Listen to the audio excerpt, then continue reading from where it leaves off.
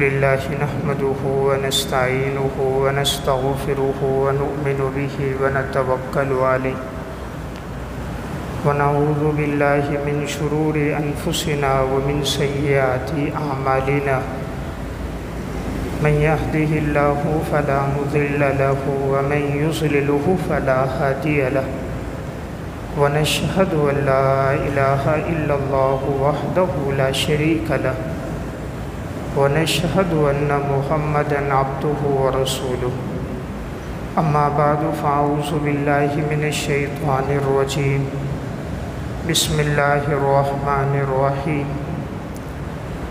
يا أيها الذين آمنوا استعينوا بالصبر والصلاة إن الله مع الصابرين ولا تقولوا لمن يقتل في سبيل الله أموات بل أحياء ولكن لا تشعرون ولنبلونكم بشيء من الخوف والجوع ونقص من الأموال والأنفس والثمرات وبشر الصابرين وقال النبي صلى الله عليه وسلم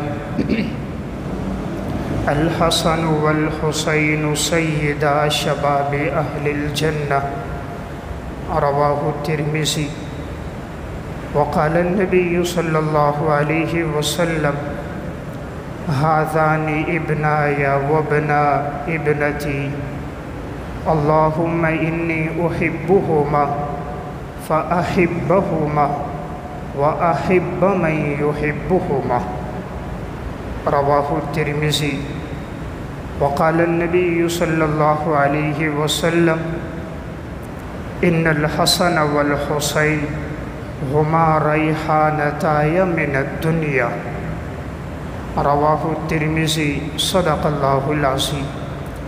میرے انتہائی واجب الاحترام قابل صد احترام بھائیوں، دوستوں اور بزرگوں، آج محرم الحرام کی 8 تاریخ ہے۔ محرم الحرام کا مہینہ بڑا ہی بابرکت اور باسعادت مہینہ ہے کہ اسی مہینے سے اسلامی سال کا آغاز ہوتا ہے۔ جس طرح شمسی لحاظ سے مہینے کا آغاز جنوری کے مہینے سے ہوتا ہے، قمری لحاظ سے مہینے کا آغاز اور سال کا آغاز محرم الحرام کے مہینے سے ہوتا ہے۔ محرم کا معنی یہ اسم مفعول کا صیغہ ہے، قابل احترام مہینہ۔ تو یہ ایسا مہینہ ہے کہ اسلام سے پہلے بھی یہ قابل احترام تھا۔ زمانے جاہلیت میں بھی لوگ 4 مہینوں میں آپس میں لڑتے نہیں تھے، ان میں ایک مہینہ محرم کا اور ایک رجب کا اور ایک ذی قعدہ اور ایک ذی الحجہ کا مہینہ۔ اس مہینے کی 10 تاریخ کو یعنی 10 محرم الحرام سن 61 ہجری میں حضرت حسین رضی اللہ تعالیٰ عنہ کی شہادت کا دن ہے، جسے واقعہ کربلا کہا جاتا ہے۔ حضرت حسن اور حضرت حسین رضی اللہ تعالیٰ عنہما جناب رسول اللہ صلی اللہ علیہ وسلم کے نواسے ہیں، اور شریعت میں دین اسلام میں ان کے بڑے مناقب اور فضائل ہیں۔ نبی اکرم صلی اللہ علیہ وسلم نے بڑی تاکید کے ساتھ ان کے مقام اور مرتبے کو بیان فرمایا۔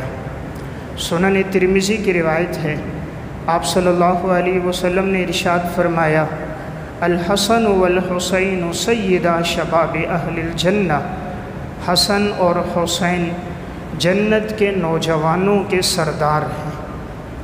حسن اور حسین جنت کے نوجوانوں کے سردار ہیں۔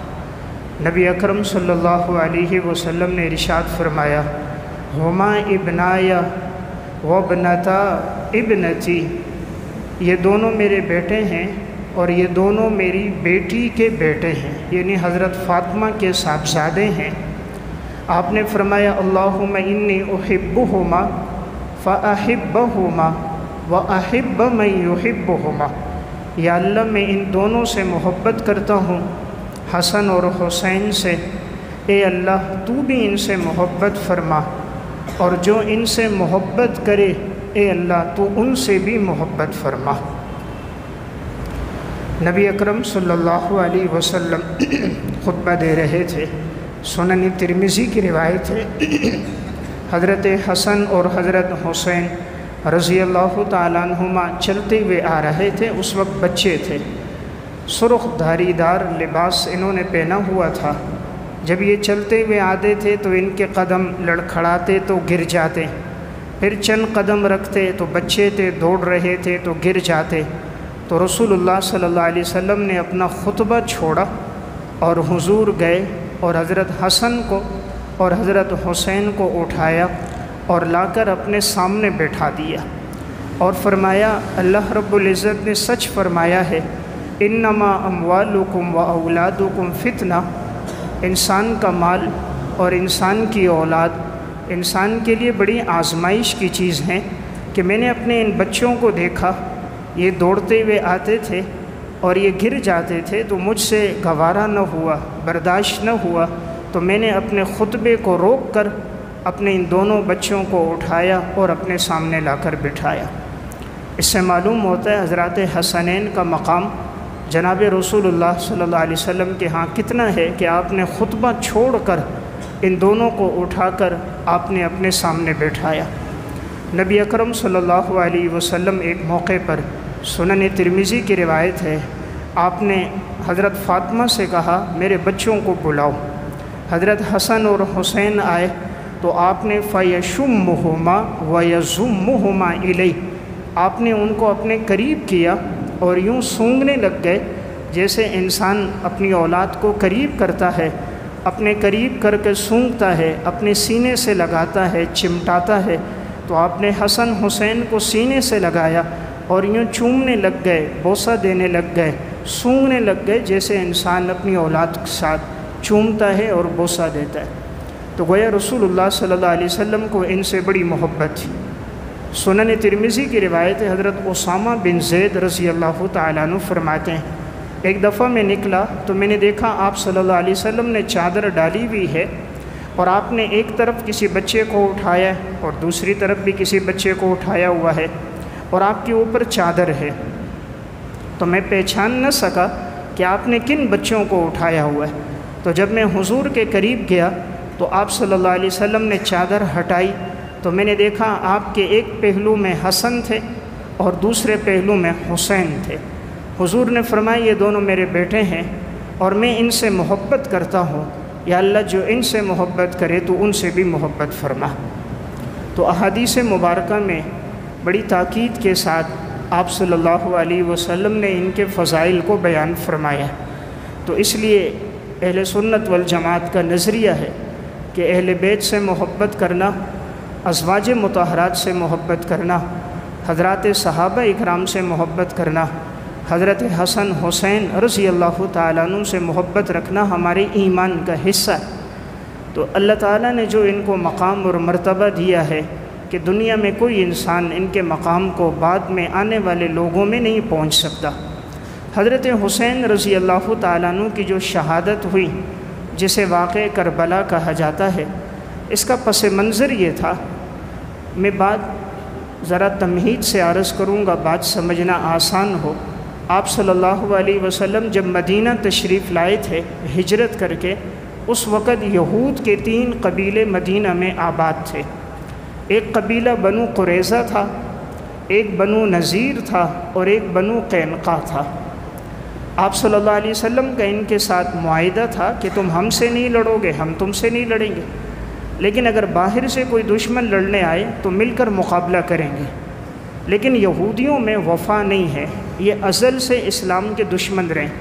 تو اب انہوں نے صلح تو کر لی، لیکن یہ پس منظر اور پس پشت یہ لوگ مشرکین مکہ کا ساتھ دیتے تھے۔ جب بھی مشرکین لڑنے کے لیے آتے تو یہود ان کے ساتھ ہوتے اور مسلمانوں کی عہد شکنی کرتے۔ آپ صلی اللہ علیہ وسلم کو جب پتہ چل گیا تو آپ نے خیبر کے موقع پر یہودیوں کو مدینہ سے آپ نے نکال دیا تھا اور خیبر میں آباد کر دیا تھا۔ پھر حضرت عمر رضی اللہ تعالیٰ عنہ کا جب دور آیا تو انہوں نے ان کو خیبر سے بھی نکال دیا، اور آپ کی جو وصیت تھی اخرج الیہود من جزیرۃ العرب، کہ یہود کو جزیرہ عرب سے نکال دو، حضرت عمر رضی اللہ تعالیٰ عنہ نے اپنے دور میں انہیں جزیرہ عرب سے نکال دیا تھا۔ اب یہودیوں کو اسلام سے چونکہ ازل سے دشمنی ہے اور یہ کبھی بھی مسلمانوں کے خیر خواہ نہیں ہو سکتے، تو انہوں نے سوچا کہ ہم مسلمانوں کو کس طرح نقصان پہنچائیں۔ اب بظاہر ان کے سامنے کوئی راستہ نہیں تھا، اسلام پھیلتا جا رہا تھا۔ رسول اللہ صلی اللہ علیہ وسلم کا جب انتقال ہوا ہے سن 11 ہجری میں، اس وقت تک دین اسلام 11 لاکھ مربع میل پر پھیل چکا تھا۔ حضرت ابو بکر رضی اللہ تعالیٰ عنہ جب خلافت پر آئے، 2 سال ان کی خلافت رہی تو 13 لاکھ مربع میل پر اسلام پھیل گیا۔ سن 13 ہجری میں حضرت عمر رضی اللہ تعالیٰ عنہ جب خلیفہ بنے اور ان کی خلافت 10 سال رہی، سن 24 ہجری یکم محرم الحرام کو حضرت عمر رضی اللہ تعالیٰ عنہ کی جب شہادت ہوئی تھی تو دین اسلام 22 لاکھ مربع میل پر پھیل چکا تھا۔ حضرت عثمان رضی اللہ تعالیٰ عنہ سن 24 ہجری میں جب خلیفہ بنے، 12 سال خلافت کی، سن 35 ہجری 18 ذی الحجہ حضرت عثمان رضی اللہ تعالیٰ عنہ کی شہادت ہے۔ اس وقت تک دین اسلام 36 لاکھ مربع میل پر پھیل چکا تھا۔ اب یہودیوں نے دیکھا کہ حضرت عمر کے دور میں اسلام پھیلتا جا رہا ہے۔ حضرت عمر کے دور میں کوئی فتنہ اس لیے سامنے نہیں آیا، حضرت عمر رضی اللہ تعالیٰ عنہ کے مزاج میں سختی تھی، اگر کوئی فتنہ سامنے آتا تو فوراً ہی اس کی سرکوبی کرتے اور فتنہ دب جاتا تھا۔ اس لیے جتنے فتنے تھے اس دور میں ان میں کوئی فتنہ ظاہر نہ ہوا۔ حضرت عمر کی شہادت کے بعد جب حضرت عثمان رضی اللہ تعالیٰ عنہ خلیفہ بنے، ابتدائی 6 سال بڑے عروج کے ساتھ اسلام پھیلتا رہا۔ اب ان یہودیوں میں ایک عبداللہ بن سبا یہودی تھا، اس نے دیکھا کہ اسلام تو بڑی تیزی سے بڑھ رہا ہے، یہودیت نصرانیت ختم ہو رہی ہے، تو اس نے سوچا اسلام کو میں کس طرح نقصان پہنچاؤں۔ تو یہ عبداللہ بن سبا ایک شخص تھا تو یہودی، لیکن اس نے اپنے آپ کو مسلمان ظاہر کیا اور کہتا کہ میں مسلمان ہوں۔ بڑا تیز ترار چالاک آدمی تھا، تو جو لوگ نو مسلم ہوتے یہ ان سے ملتا اور ان سے یہ کہتا تھا کہ ہر نبی کا ایک نائب ہوتا ہے، آپ صلی اللہ علیہ وسلم کے جو نائب ہیں وہ حضرت علی رضی اللہ تعالیٰ عنہ، خلافت کے مستحق حضرت علی ہیں۔ حضرت عثمان رضی اللہ تعالیٰ عنہ کو خلافت سے ہٹایا جائے، حضرت علی کو خلافت دی جائے۔ اور اس نے چند نظریے اور بھی گھڑے، جیسے کہ اس کا نظریہ تھا کہ حضرت علی رضی اللہ تعالیٰ عنہ عالم الغیب ہیں، ان کے پاس تمام اختیارات ہیں، جس کو چاہیں اولاد دیں، جس کو چاہیں نفع دیں، نقصان دیں، تو جو اختیارات اللہ کے ہیں وہ اس نے مخلوق کے لیے بھی ماننا شروع کر دیا۔ اب یہ لوگوں کا ذہن بنانا شروع کر رہا تھا۔ حضرت عثمان رضی اللہ تعالیٰ عنہ کے دور میں یہ پہلے مصر گیا، پھر وہاں سے بصرہ گیا، وہاں سے کوفہ گیا۔ جب ایک شہر سے اس کو دربدر کیا جاتا، دوسرے شہر میں جاتا، تیسرے میں جاتا، یہاں تک کہ اس نے چند لوگ اپنے ہمنوا بنا دیے، اس کی ایک جماعت بن گئی۔ حضرت عثمان رضی اللہ تعالیٰ عنہ کے پاس یہ پوری جماعت پھر 35 ہجری میں آئی تھی اور انہوں نے کہا تھا کہ آپ خلافت چھوڑ دو۔ حضرت عثمان نے فرمایا تھا میں خلافت نہیں چھوڑ سکتا، رسول اللہ صلی اللہ علیہ وسلم نے مجھے خود فرمایا تھا کہ کچھ لوگ تم سے کہیں گے خلافت چھوڑ دو، تم نے نہیں چھوڑنا، تم خلافت کی قمیص نہیں اتارنا، اس لیے میں خلافت نہیں چھوڑ سکتا۔ ان سبائیوں نے آپ کے گھر کا محاصرہ کیا، آپ کا کھانا پینا بند کر دیا۔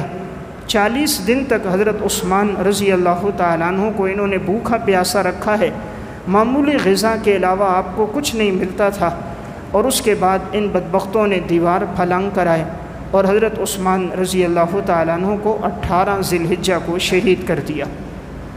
اب یہ جو گروہ تھا، یہ گروہ پھر آگے حضرت علی رضی اللہ تعالیٰ عنہ کے لشکر میں شامل ہو گیا۔ اب کچھ لوگ دوسرے لشکر میں بھی شامل ہو گئے۔ پھر آگے جا کر 2 جنگیں بھی ہوئیں، جسے جنگ جمل اور جنگ صفین کہا جاتا ہے۔ حضرت علی رضی اللہ تعالیٰ عنہ کے دور میں اب سبائی چونکہ تقسیم تھے، یہ چاہتے تھے کہ اسلام آگے نہ پھیلے، مسلمانوں میں انتشار ہو جائے، یہ آپس میں لڑتے رہیں، خانہ جنگی شروع ہو جائے۔ تو حضرت علی رضی اللہ تعالیٰ عنہ کے دور میں انہوں نے خانہ جنگی رکھی اور اسلام کے جو بڑھنے کی رفتار تھی وہ کمزور ہو گئی، یہاں تک کہ ان سبائیوں نے اور پھر خوارج میں سے 3 آدمی تھے، جنہوں نے مشورہ کیا کہ اسلام کے یہ 3 بڑے صحابہ ان کو شہید کیا جائے، ایک حضرت علی رضی اللہ تعالیٰ عنہ، ایک حضرت امیر معاویہ رضی اللہ تعالیٰ عنہ، اور ایک حضرت عمر بن عاص رضی اللہ تعالیٰ عنہ۔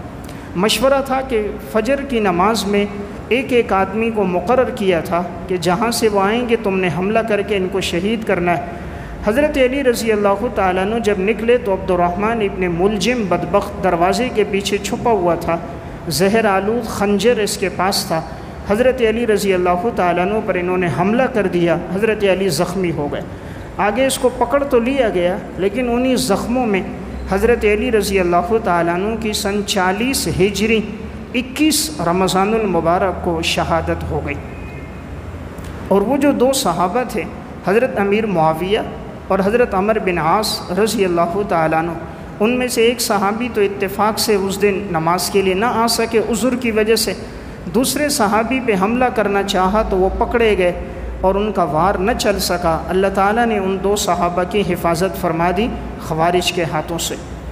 حضرت علی کی جب شہادت ہوئی ہے تو 6 مہینے خلافت کی حضرت حسن رضی اللہ تعالیٰ عنہ نے، اور 6 مہینے کی خلافت کے بعد انہوں نے صلح کر دی حضرت امیر معاویہ رضی اللہ تعالیٰ عنہ کے ساتھ، اور نبی اکرم صلی اللہ علیہ وسلم کی وہ جو پیشن گوئی تھی، ان ابنی ھذا سید لعل اللہ ان یصلح بین فئتین عظیمتین من المسلمین، کہ میرا یہ بیٹا سردار ہے اور اللہ تعالیٰ اس کے ذریعے سے 2 مسلمان جماعتوں کے درمیان میں صلح کروائے گا۔ اور 2 مسلمان جماعتیں حضرت امیر معاویہ رضی اللہ تعالیٰ عنہ کی جماعت اور حضرت حسن رضی اللہ تعالیٰ عنہ کی جماعت، ان میں صلح ہو گئی، اور وہ جو فتنہ تھا وہ دب گیا۔ اور سن 41 ہجری سے حضرت معاویہ رضی اللہ تعالیٰ عنہ کی خلافت شروع ہو گئی سن 60 ہجری تک۔ 19 سال حضرت امیر معاویہ رضی اللہ تعالیٰ عنہ پھر خلیفہ رہے، اور 62,63,000 مربع میل پر اسلام پھیل گیا، یہاں تک کہ ملتان تک کا علاقہ حضرت امیر معاویہ رضی اللہ تعالیٰ عنہ کے دور میں فتح ہوا۔ اب اس وقت کوئی فتنے نہیں تھے اور اسلام بڑھتا جا رہا تھا۔ سن 60 ہجری 22 رجب اور ایک قول سن 4 رجب حضرت امیر معاویہ رضی اللہ تعالیٰ عنہ کے انتقال کا دن ہے۔ حضرت معاویہ رضی اللہ تعالیٰ عنہ نے اپنے بعد اپنے بیٹے یزید کو خلیفہ بنایا۔ یزید حضرت امیر معاویہ کا بیٹا ہے، لیکن یزید صحابی نہیں ہے، حضرت معاویہ کا بیٹا ہے۔ حضرت معاویہ رضی اللہ تعالیٰ عنہ نے حضرت مغیرہ بن شعبہ رضی اللہ تعالیٰ عنہ دیگر بعض صحابہ اور اہل علم سے رائے یہ لی کہ میں ان کو خلیفہ بنانا چاہتا ہوں۔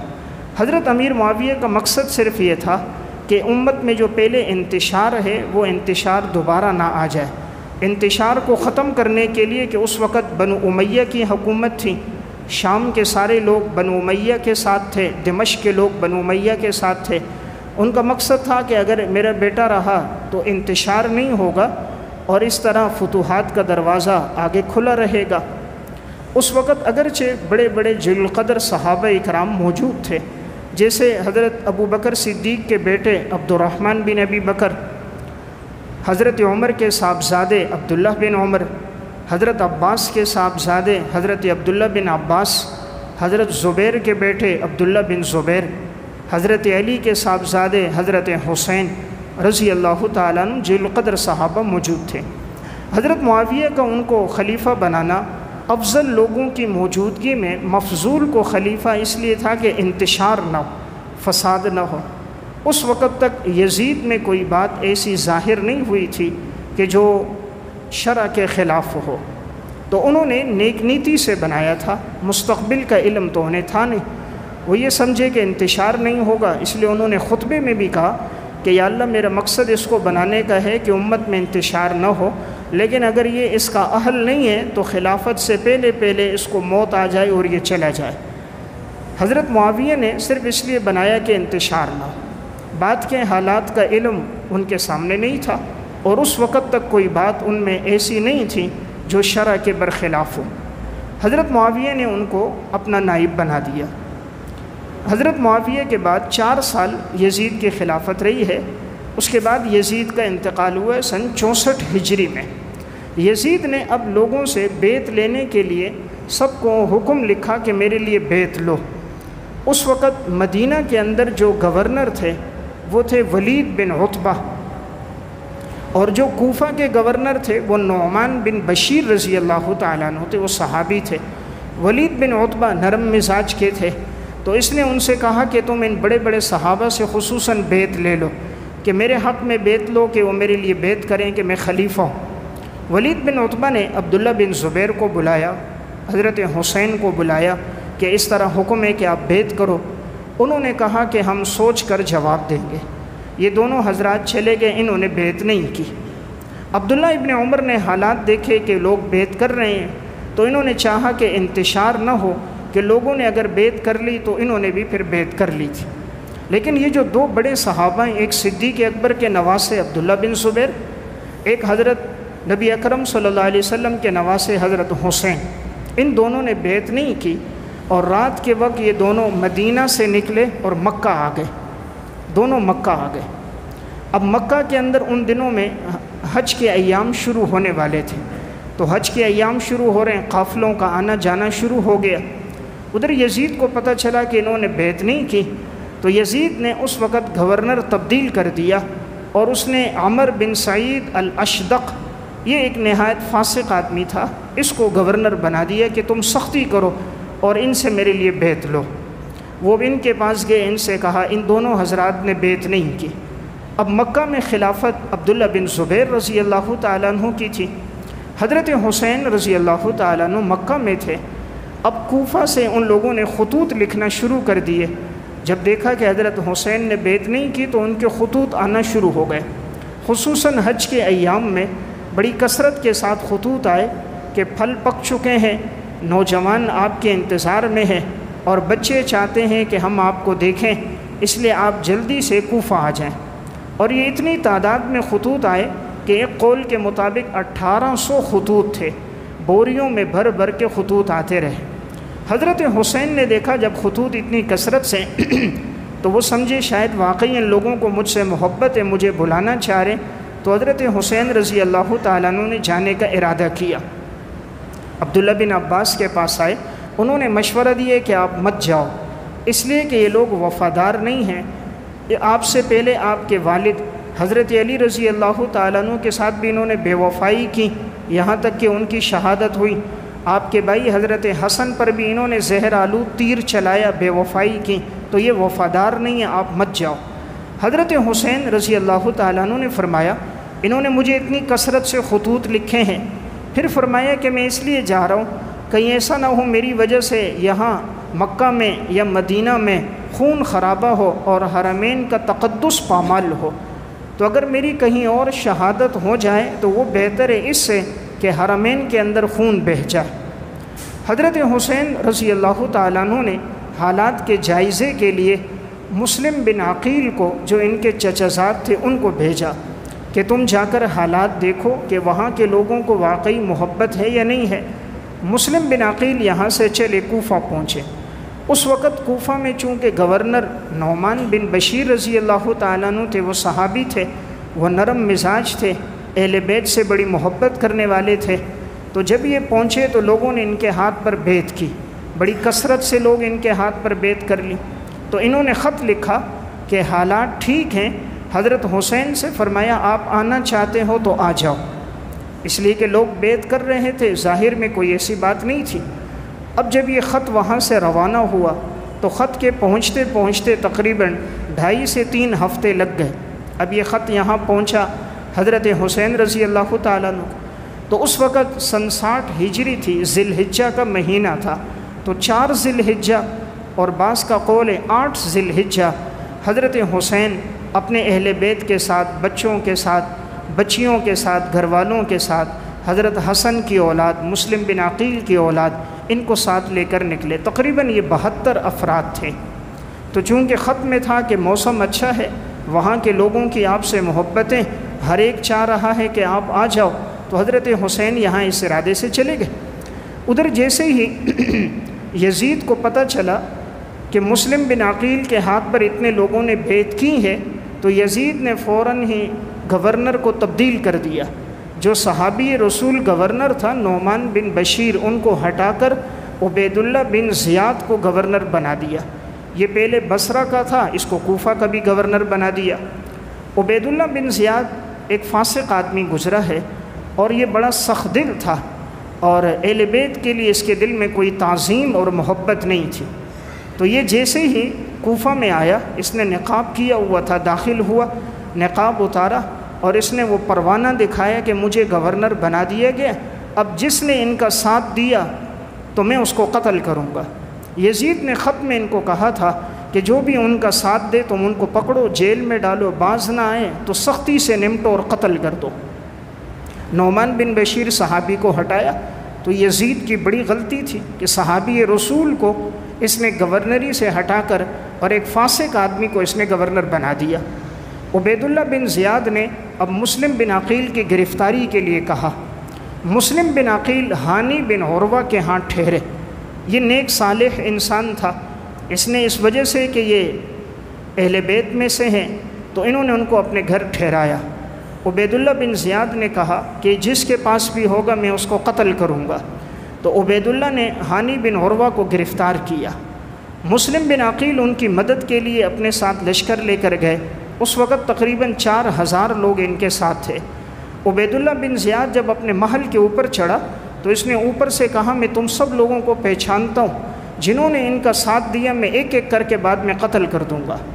اب ان سب کوفیوں نے دیکھا تو کوفیوں میں تو وفا نہیں ہے، تو یہ سب پیچھے ہٹنا شروع ہو گئے۔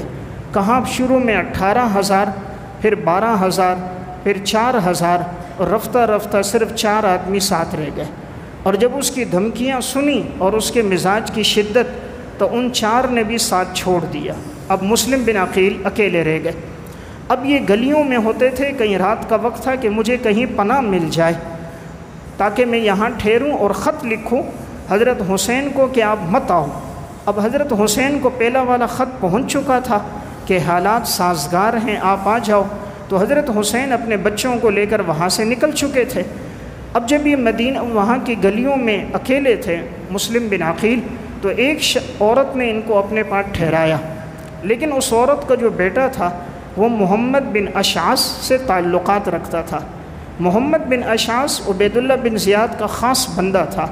اس نے جا کر کہا تمہیں جس کی تلاش ہے وہ مسلم بن عقیل تو رات کو ہمارے گھر میں ٹھہرا ہوا تھا۔ اس نے جا کے مخبری کی، جاسوسی کی، تو عبید اللہ کے لوگ آئے، بدبختوں نے مسلم بن عقیل کو پکڑ لیا اور بڑی بے دردی کے ساتھ عبید اللہ بن زیاد نے انہیں شہید کر دیا اور ان کی لاش کو اوپر قلعے کے اوپر سے، محل کے اوپر سے نیچے پھینکا اور کہا اگر کسی نے ان کا ساتھ دیا تو اس کے ساتھ بھی یہی ہوگا۔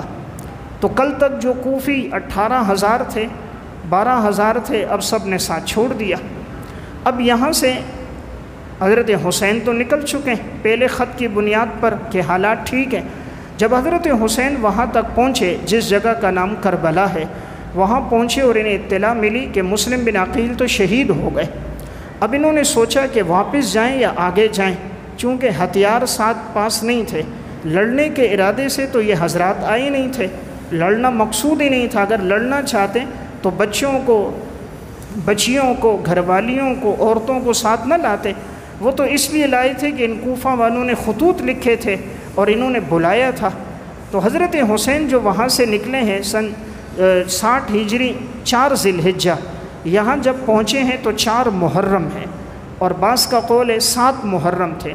یہ 30 منازل بنتی ہے اور ایک منزل کا راستہ ایک دن میں طے ہوتا تھا، تو 30 دنوں میں یہ راستہ طے ہوا۔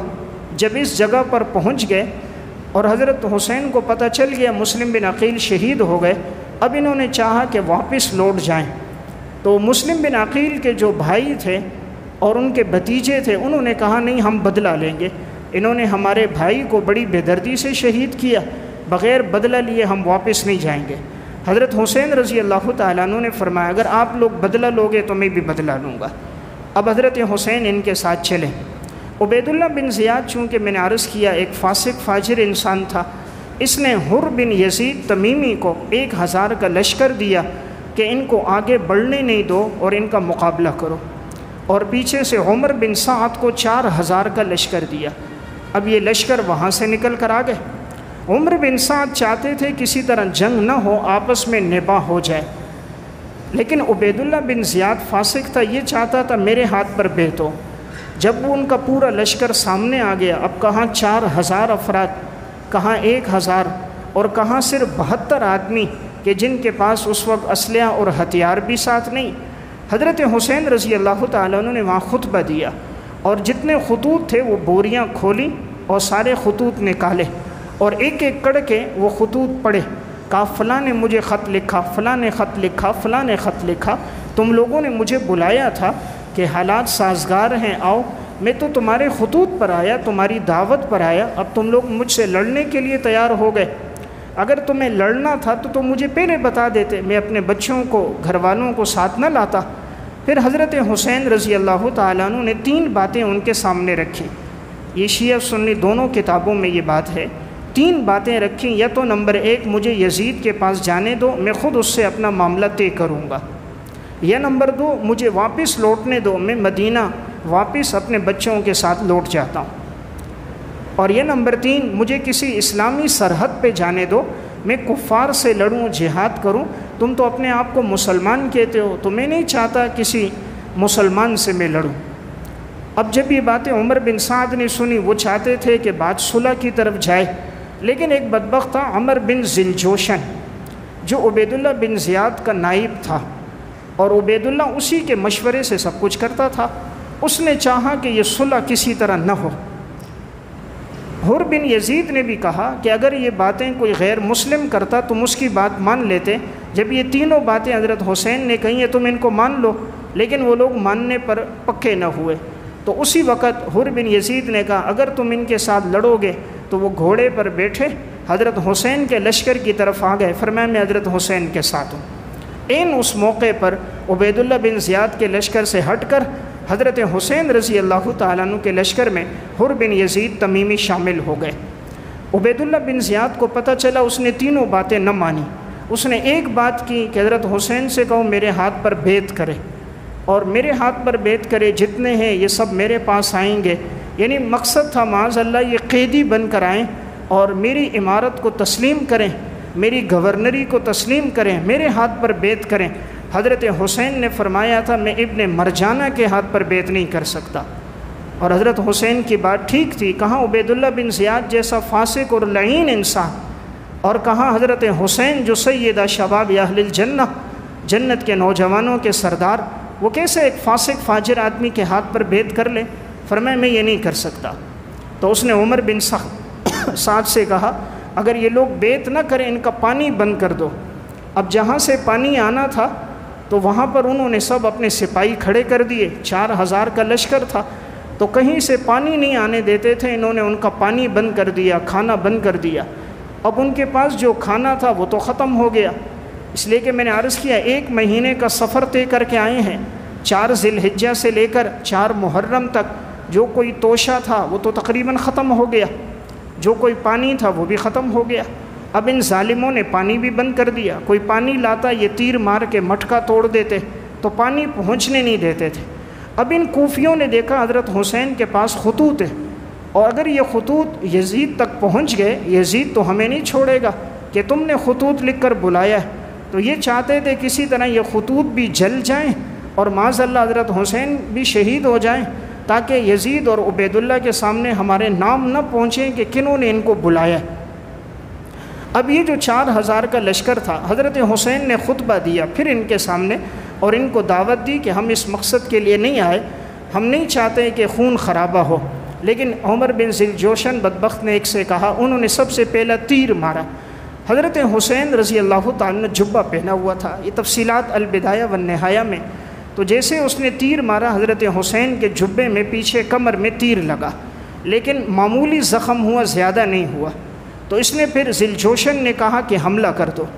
اب جب یہ حملہ ہوا تھا 8 محرم سے، اب یہاں پر اہل بیت کے جو افراد تھے ان میں سے حضرت حسین کے ساتھ ان کے 6 بھائی تھے، حضرت علی رضی اللہ تعالیٰ عنہ کے بیٹے، ان میں ایک عباس تھے جن کے پاس علم تھا، جھنڈا تھا، ایک جعفر تھے، ایک محمد تھے، ایک ابو بکر تھے، ایک عثمان تھے اور ایک عبداللہ تھے، اور حضرت حسین کے 2 بیٹے تھے، جنہیں علی اکبر اور عبداللہ کہا جاتا ہے، اور حضرت حسن کے 3 بیٹے تھے، محمد تھا، قاسم تھا، عبداللہ تھا۔ عبداللہ بن جعفر کے 2 بیٹے تھے، عون اور نمبر 2 محمد۔ مسلم بن عقیل کے 3 بھائی موجود تھے، عبداللہ تھا، عبد الرحمن تھا اور قاسم تھا۔ یہ سب اہل بیت کے لوگ ہیں، اہل بیت کا خاندان ہے، خصوصاً حضرت حسن کی اولاد، حضرت حسین کی اولاد، حضرت علی رضی اللہ تعالیٰ عنہ کی اولاد۔ لیکن ان بدبختوں نے اب تیر اندازی شروع کر دی۔ حضرت حسین آخری وقت تک چاہتے رہے کہ بات ہو جائے، لیکن ان ظالموں نے ایک بات نہ مانی۔ حضرت حسین کے ہاتھ میں ان کا چھوٹا بچہ تھا جو پیاسا تھا، پیاس سے بلک رہا تھا، تو انہوں نے کہا تم نے چلو ہم پر پانی بند کیا، ان عورتوں بچوں کو تو پانی دے دو۔ تو ان میں ایک ظالم نے، سنان نے، ایک تیر مارا، وہ اس بچے کی گردن میں لگا جو بچہ حضرت حسین کے ہاتھوں میں تھا، اور وہ خون ان کے پورے ہاتھوں میں آئے اور بچے شہید ہو گیا۔ حضرت حسین رضی اللہ تعالیٰ عنہ نے اس وقت آسمان کی طرف ایک نگاہ ڈالی اور کہا یا اللہ، ان لوگوں نے ہمیں بلایا اور آج اتنی بے دردی کے ساتھ ہماری اولاد کو یہ شہید کر رہے ہیں، مولا کریم تو ہی ان سے نمٹ لینا۔ حضرت حسین کی بد دعا تھی، اور ان کی بہن حضرت زینب بنت علی، جس وقت اہل بیت کے لوگوں کو شہید کیا گیا تھا اور یہ لوگ اپنا سینہ کوبی کر رہے تھے، ماتم کر رہے تھے، اس وقت حضرت زینب نے کہا تھا بلایا تم نے، خطوط تم نے لکھے، اور پھر تم نے آ کر ہمارے ساتھ عہد شکنی کی، اور تم نے آ کر ہمارے مقابلے میں کھڑے ہو گئے، اور اب تم کہتے ہو کہ ہمیں ان سے محبت ہے، اپنا سینہ پیٹتے ہو، قیامت تک ایسا رہے کہ تم اپنے سینوں کو پیٹتے رہو۔ حضرت حسین نے جب دیکھا بیٹا شہید ہو گیا، اب چونکہ ہتھیار تو ساتھ اتنے تھے نہیں، مقابلے کے ارادے سے تو یہ حضرات نکلے نہیں، لیکن ان دنوں میں بھی حضرت حسین سے ایک نماز نہیں چھوٹی۔ جتنے اہل بیت کے لوگ تھے، جنگ ہوتی تھی، لیکن عین بھوک کی حالت، پیاس کی حالت، لیکن نماز کا وقت ہو جاتا، پانی بند کر دیا، تیمم کر کے نماز پڑھتے۔ جب نماز کا ٹائم ہو جاتا حضرت حسین کھڑے ہو جاتے، امامت کرواتے، نماز پڑھتے تھے۔ ان 3 دنوں میں کوئی نماز آپ سے نہیں چھوٹی۔ 10 محرم آپ کی شہادت ہے، لیکن ان دنوں میں کوئی نماز آپ سے نہیں چھوٹی۔ یہاں تک کہ حافظ بن کثیر لکھتے ہیں راتوں کو اٹھ کر بھی روتے تھے اہل بیت کے یہ لوگ کہ مولا کریم ان ظالموں نے بلایا اور آج یہ لوگ ہمارے ساتھ یہ کر رہے ہیں۔ بڑی عجز و انکساری کے ساتھ وہ وقت ان کا گزرا۔ آخر یہ بدبخت مقابلے کے لیے جب آئے، حضرت حسین کے ہاتھ میں 2 تلواریں تھیں، جو کوئی سامنے آتا تو قتل کر دیتے۔ اس فوج کے 88 آدمی اہل بیت کے ہاتھوں قتل ہو گئے، 88 آدمی۔ اب سب نے دیکھا کہ ان کا مقابلہ کرنا مشکل ہے۔ آخر حضرت حسین جب نماز کے لیے کھڑے ہوئے ہیں تو پھر ایک تیر مارا ہے عمر بن ذوالجوشن نے، اس کے بعد پھر ایک تیر مارا ہے سنان بن انس نے۔ حضرت حسین جب گرے ہیں نیچے تو بدبخت تھا خولی بن یزید تمیمی، یہ خبیث آگے بڑھا اور اس کے ہاتھ میں تلوار تھی۔ حضرت حسین زخمی حالت میں تھے، بھوک کی اور پیاس کی حالت میں تھے، اور اس نے تلوار ماری۔ حضرت حسین رضی اللہ تعالیٰ عنہ کا سر اقدس جدا ہو گیا اور آپ کی یہ شہادت ہو گئی۔ یعنی اس امت میں ان سے مقدس خون اور لہو کسی کا نہیں ہوگا جو مقدس خون اور لہو اسلام کی آبیاری کے لیے ان لوگوں کا بہا۔ ان میں سے بعض بدبخت خیموں کو بھی جلانا چاہتے تھے، اور زین العابدین صرف ایک بچے ہیں جس سے حضرت حسین کی آگے اولاد اور نسل چلی ہے، وہ اس وقت بیمار تھے، عمر 22 یا 23 سال تھی جب انہیں شہید کرنے لگے۔ خولی بن یزید، عمر بن ذوالجوشن آگے بڑھے تو حضرت زینب بنت علی جو حضرت حسین کی بہن ہے اور زین العابدین کی پھوپھی ہیں، انہوں نے اس بچے کو اپنے سینے سے لگایا، کہا اگر اس کی طرف کوئی ہاتھ بڑھا تو پہلے مجھے شہید کرے گا پھر اس کو۔ کہا تم نے تو ہمارا کوئی فرد نہ چھوڑا، ہمارے جتنے افراد تھے تم نے بدبختوں نے انہیں مار دیا۔ اب آخر وہ لوگ ان کی طرف نہ بڑھ سکے۔ بعد میں جو نسل چلی ہے وہ حضرت زین العابدین رحمۃ اللہ علیہ سے چلی ہے۔ ان خبیثوں نے جب حضرت حسین رضی اللہ تعالیٰ عنہ کا سر اقدس جدا کیا گیا تھا، اس وقت جب خون سب پڑا ہوا تھا، اہل بیت کے لوگوں کے اعضاء گرے ہوئے تھے، اس وقت حضرت زینب نے خطبہ دیا تھا۔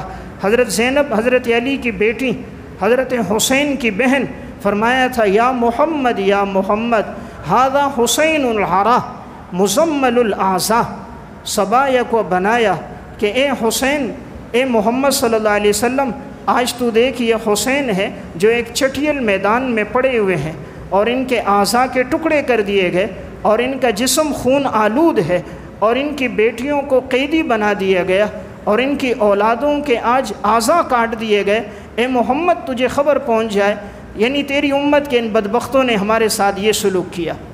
آخر ان میں جو ظالم تھا سنان بن انس، حضرت حسین رضی اللہ تعالیٰ عنہ کا سر لے کر گیا عبید اللہ بن زیاد کے پاس کہ مجھے ان سے انعام ملے گا۔ ان کے پاس گیا اور کہا اشعار پڑھے جس کا مفہوم تھا کہ تم میرے گھوڑے کو سونے اور چاندی سے بھر دو، اس لیے کہ میں سب سے افضل ترین انسان کا سر کاٹ کر لایا ہوں۔ تو یہ عبید اللہ بن زیاد فاسق کے ہاتھ میں چھڑی تھی، اور یہ چھڑی حضرت حسین رضی اللہ تعالیٰ عنہ کا سر اقدس تھا، تو یہ کبھی ہونٹوں پہ لگاتا، کبھی رخسار پہ لگاتا، تو کہتا تھا، لوگ کہتے ہیں بڑا حسین ہے۔ حضرت انس بن مالک وہاں تھے، انہوں نے کہا اس چھڑی کو ہٹا دے، میں نے ان ہونٹوں پر رسول اللہ صلی اللہ علیہ وسلم کے ہونٹوں کو لگتا ہوا دیکھا۔ ظالم اس چھڑی کو ہٹا، ان ہونٹوں پر میں نے حضور کے ہونٹوں کو لگتا ہوا دیکھا ہے۔ اور جب حضرت حسین کا سر یزید کے پاس لے جایا گیا تھا تو اس وقت اس کے ہاتھ میں بھی چھڑی تھی، اور وہ ان کے ہونٹوں کو، رخسار کو چھڑی کے ساتھ ٹٹول رہا تھا۔ ابو برزہ اسلمی نے کہا تھا یہاں سے چھڑی ہٹا دے، میں نے ان رخساروں پر، ان ہونٹوں پر رسول اللہ صلی اللہ علیہ وسلم کے ہونٹوں کو لگتا ہوا دیکھا ہے۔ اللہ تعالیٰ نے اہل بیت کے لوگوں کو تو مقام دے دیا، مرتبہ دے دیا، شہادت کا درجہ عطا فرما دیا، لیکن ان میں سے کوئی پھر بچا نہیں۔ یہی عبید اللہ بن زیاد، سنن ترمذی میں ہے، جب یہ مرا تو اس کا سر بھی کاٹا گیا، اس کا سر بھی یوں رکھا ہوا تھا، اچانک ایک سانپ آیا اور اس کے ناک کے نتنوں میں داخل ہو گیا، اندر رہا، پھر کان سے نکلا، پھر داخل ہوا، پھر نکلا، 3 مرتبہ اژدہا اس کے ناک میں داخل ہوا اور نکلا ہے۔ اللہ نے موت سے پہلے اس کو ذلیل و رسوا کر دیا۔ حضرت حسین کو شہید کرنے والے جتنے بھی تھے، مختار بن ابی عبید ثقفی کا دور آیا، اس نے ایک ایک کو پکڑ پکڑ کر سب کو قتل کر دیا، کوئی نہ بچا۔ جس نے حضرت حسین رضی اللہ تعالیٰ عنہ کا سر مبارک کاٹا تھا، اس کو پکڑا گیا، جسم کو آگ لگائی گئی، گدھے کی کھال میں لپیٹ دیا گیا، اور پھر گھوڑوں کے ذریعے اس کے جسم کو رون دیا گیا۔ سنان بن انس، خولی بن یزید، تو کوئی بھی نہ بچا۔ اللہ نے آخرت سے پہلے دنیا میں بھی ان تمام لوگوں کو عبرتناک سزا عطا فرما دی۔ اہل بیت کا خون گرا مقدس خون تھا، اسلام کی آبیاری کے لیے ان لوگوں نے اپنے خون کی قربانی دی۔ مجھے اور آپ کو اس واقعہ کربلا میں ایک درس ہے، اگر اسلام کی آبیاری کے لیے جنت کے نوجوانوں کے سردار اپنا خون دے سکتے ہیں، مجھے اور آپ کو بھی اگر موقع ملے اسلام کے اس گلستان کو آبیاری کے لیے خون دینا پڑے، ہمیں اپنی اولاد کا خون دینا پڑے، تو ہمیں بھی اس کے لیے تیار رہنا چاہیے۔ اس واقعے میں ہمارے لیے ایک سبق یہ ہے کہ جس کو انسان باطل سمجھے اپنے موقف پہ ڈٹ جائے، عزیمت کا راستہ اختیار کر لے اور کسی فاسق کے ہاتھ پر بیعت نہ کرے۔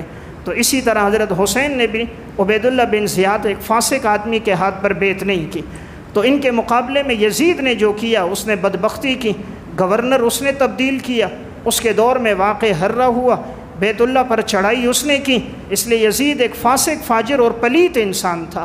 اہل سنت والجماعت کا موقف ہے، حضرت حسین رضی اللہ تعالیٰ عنہ شہید ہیں، اللہ نے بہت بڑا درجہ عطا فرما دیا۔ شہادت وہ منصب ہے، قرآن کریم میں اللہ تعالیٰ نے فرمایا لا تقولوا لمن يقتل فی سبیل اللہ اموات بل احیاء ولکن لا تشعرون، جو اللہ کے راستے میں مارا جائے وہ مردہ نہیں، وہ زندہ ہے، لیکن تمہیں ان کی حیات کا شعور نہیں ہے۔ شہادت کے لیے تو خود نبی اکرم صلی اللہ علیہ وسلم نے دعا فرمائی تھی لوددت انی اقتل فی سبیل اللہ ثم احیا ثم اقتل ثم احیا ثم اقتل ثم احیا ثم اقتل، میں چاہتا ہوں اللہ کے راستے میں شہید ہو جاؤں، پھر زندہ کیا جاؤں، پھر شہید ہو جاؤں، پھر زندہ کیا جاؤں۔ تو اللہ تعالیٰ نے حضرت حسین کو، اہل بیت کے لوگوں کو بلند مقام عطا فرما دیا، شہادت کا درجہ عطا فرما دیا۔ تو اس واقعے میں ہمارے لیے سبق اور نتیجہ یہ ہے کہ اسلام کے لیے، اسلام کی آبیاری کے لیے اگر ضرورت پڑے تو انسان اپنی اور اپنی اولاد کا خون دینا پڑے تو اس کے لیے بھی وہ تیار رہے۔ اس واقعے میں ہمارے لیے سبق یہ ہے، حضرت حسین کی شہادت ہے، شہادت بہت بڑا درجہ ہے۔ اسلام کا حکم ہمیں صبر و تحمل کا ہے، اسلام جزا فضا کا، سینہ کوبی کا، ماتم کا حکم نہیں دیتا، اسلام ہمیں حکم دیتا ہے صبر کرنے کا۔ اگر اسلام میں جزا فضا ہوتا تو 12 ربیع الاول کو جزا فضا ہوتا، سینہ کوبی ہوتی جس دن امام الانبیاء، سرکار دو عالم، تاجدار مدینہ جناب رسول اللہ صلی اللہ علیہ وسلم کا انتقال ہوا۔ حضور سے بڑا صدمہ امت میں کسی کا صدمہ نہیں، لیکن حضور کے انتقال پر بھی جزا فضا نہیں ہوا، آپ نے امت کو صبر کی تلقین کی ہے، لیس منا من ضرب الخدود وشق الجیوب ودعا بدعوى الجاہلیہ، وہ ہم میں سے نہیں جو اپنے گریبان کو پھاڑے، جو اپنے سینہ کوبی کرے، جو رخساروں کو پیٹے، جاہلیت کی طرح چیخ و پکار کرے، وہ ہم میں سے نہیں۔ تو اسلام میں جزا فضا نہیں ہے۔ اگر ہوتا صدیق اکبر کی وفات پہ ہوتا، 22 لاکھ مربع میل کے خلیفہ حضرت عمر جن کی شہادت محراب میں ہوئی، نماز کی حالت میں ہوئی، ابو لؤلؤ فیروز مجوسی نے حملہ کیا، ان کی شہادت پہ ہوتا، یا حضرت عثمان پر کہ جنہوں نے مسجد نبوی کے لیے جگہ خرید کر دی، جنہیں جنت کی بشارتیں لسان نبوت سے ملی، 40 دن جو بھوکے پیاسے رہے ہیں، لیکن ان کی شہادت پہ بھی جزا فضا نہیں۔ اسلام کا حکم صبر کا ہے، اسلام ہمیں صبر کی تلقین کرتا ہے۔ پھر شہادت تو ایک بہت بڑا مقام ہے، ایک بہت بڑا مرتبہ ہے۔ جزا فضا ہوتا تو سید الشہداء حضرت حمزہ رضی اللہ تعالیٰ عنہ پر کہ احد میں ان کے جسم کے 17 ٹکڑے کر دیے گئے تھے، کہ امام الانبیاء کی آنکھیں بھی اشک بار ہو گئی تھیں، اور سید الشہداء کا لقب رسول اللہ صلی اللہ علیہ وسلم نے جنہیں عطا فرمایا تھا، لیکن جب بھی احد کا دن آیا ہے آپ نے کبھی اس کا حکم نہیں دیا۔ حضور کی وفات پر دین مکمل ہو گیا، سن 11 ہجری میں دین مکمل ہوا ہے۔ واقع کربلا سن 61 ہجری میں ہے۔ الیوم اکملت لکم دینکم واتممت علیکم نعمتی ورضیت لکم الاسلام دینہ۔ ہمارے لیے حکم یہ ہے، 9 اور 10 کل اور 12 کا دن روزے کا دن ہے، کہ آپ صلی اللہ علیہ وسلم نے فرمایا تھا کہ جو آدمی عاشورہ کے دن روزہ رکھے گا اللہ اس کے 1 سال کے گناہ معاف فرما دے گا۔ پھر آپ نے دیکھا یہود بھی رکھتے ہیں، تو آپ نے تمنا کی اگر میں آئندہ سال زندہ رہا میں 9، 10 یا 10، 11 کو روزہ رکھوں گا۔ تو شریعت کا حکم روزہ رکھنے کا ہے۔ اللہ نے کسی کو توفیق دی ہو تو کل اور پرسوں یا پرسوں اور ترسوں 2 دن روزہ رکھا جائے۔ روزہ رکھنے کا بڑا اجر و ثواب احادیث میں آیا ہے۔ بعض لوگ ان دنوں میں کوئی کھانا تقسیم کرتے ہیں، حلیم ہے، بریانیاں ہیں، مختلف سبیلیں لگاتے ہیں، اس کا شریعت میں کوئی جواز نہیں ہے، حضرات صحابہ اور سلف سے منقول نہیں ہے، اس لیے اس بدعت سے اجتناب کیا جائے۔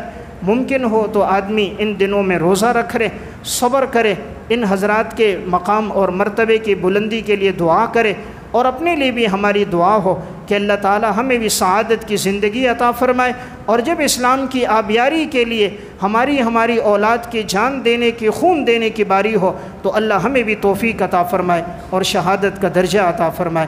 وآخر دعوانا ان الحمد للہ رب العالمین۔